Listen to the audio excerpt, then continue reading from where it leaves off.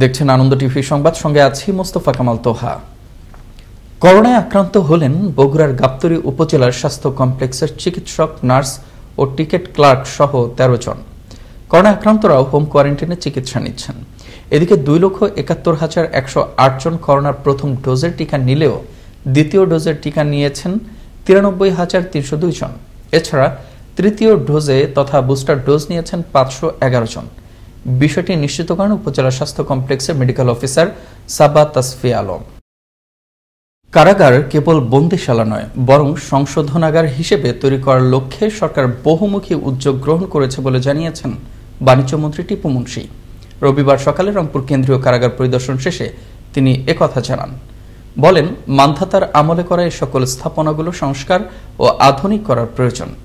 এ সময় সাধারণ মানুষের সুবিধার্থে আসছে রমজানকে ঘিরে বাজারে পণ্যের দাম স্বাভাবিক রাখতে খোলা বাজারে ন্যায্য মূল্যে পণ্য বিক্রির পরিমাণ বাড়ানো হবে বলে উল্লেখ করেন বাণিজ্যমন্ত্রী।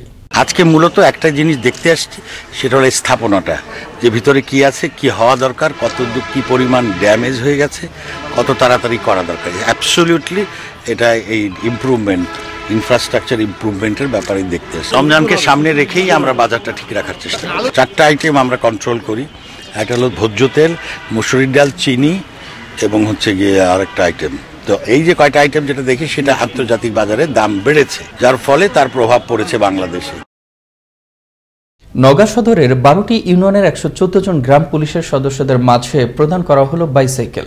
শনিবার বিকেলে নওগাঁ সদর উপজেলা প্রশাসনের আয়োজনে ও স্থানীয় সরকার মন্ত্রণালয়ের অর্থায়নে এ সকল বাইসাইকেল প্রদান করেন জেলা প্রশাসক খালিদ মেহেদী হাসান। অনুষ্ঠানে স্থানীয় সরকার বিভাগের উপপরিচালক উত্তম কুমার রায় এবং সদর উপজেলা পরিষদ চেয়ারম্যান রফিকুল ইসলাম সহ অন্যান্যরা উপস্থিত ছিলেন। শনিবার বিকেলে ঠাকুরগাঁও সদরের সেনুয়া ইউনিয়নের সংবাদ সংগ্রহ করতে গিয়ে আওয়ামী লীগ প্রার্থীর সমর্থকদের হামলায় আহত হন 4 সংবাদকর্মী। শনিবার বিকেলে সদর উপজেলার সেনুয়া ইউনিয়নে সংবাদ সংগ্রহ করতে গিয়ে তারা আহত হন। এ ঘটনার তীব্র নিন্দা জানিয়ে জড়িতদের দ্রুত গ্রেফতারের দাবি জানিয়েছেন বাংলাদেশ মফস্বল সাংবাদিক ফোরামের প্রতিষ্ঠাতা ও জাতীয় পরিষদের প্রধান সমন্বয়কারী আহমেদ আবু জাফর।